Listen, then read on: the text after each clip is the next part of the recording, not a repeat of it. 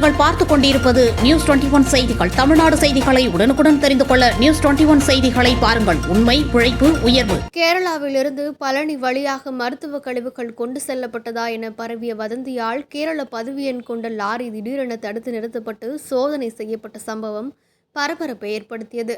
திண்டுக்கல்லிலிருந்து ஒட்டன்சத்திரம் பழனி வழியாக பொள்ளாச்சிக்கு 4 வழி சாலை உள்ளது.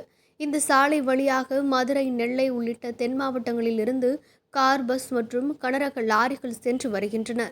இதில் ஒட்டன்சத்திரம் அருகே சத்திரப்பட்டி பகுதியில் 4 வழிச்சாலையில் சுங்கச்சாவடி உள்ளது.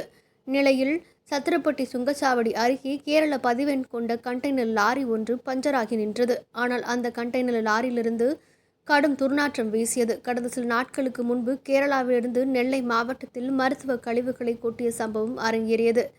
இது தமிழகம் முழுவதும் பெரும் அதிர்ச்சியை உள்ளாக்கியது. எனவே கேரள பதிவெண் கொண்ட கண்டெய்னர் லாரி என்பதால் சுங்கச்சாவடி ஊழியர்கள் சந்தேகம் அடைந்தனர்.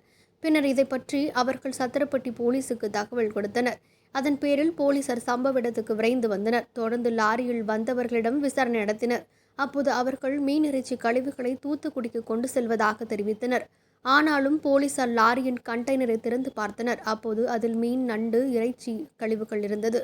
தொடர்ந்து அதற்கான ஆவணங்களை சரிபார்த்தனர். அதில் மீன் இறைச்சி கழிவுகளிலிருந்து ஒருவித எண்ணெய் தயாரிக்க கேரளாவிலிருந்து தூத்துக்குடியில் உள்ள தனியார் நிறுவன ஆலைக்கு கொண்டு செல்ல இருந்தது தெரியவந்தது.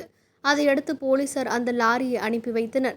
இதற்கிடையே கேரளாவில் மீன் இறைச்சி கழிவுகளை சத்திரப்பட்டி ஒட்டன்சத்திரம் வழியாக கொண்டு செல்வது போன்ற தகவல் சமூக வலைதளங்களில் பரவியது. ஆனால் இந்த தகவல் உண்மையல்ல என்று போலீசார் உறுதிப்படுத்தினர். நியூஸ் 21 செய்திகளுக்காக திண்டுக்கல் மாவட்ட செய்தியாளர் பாலமுருகன்.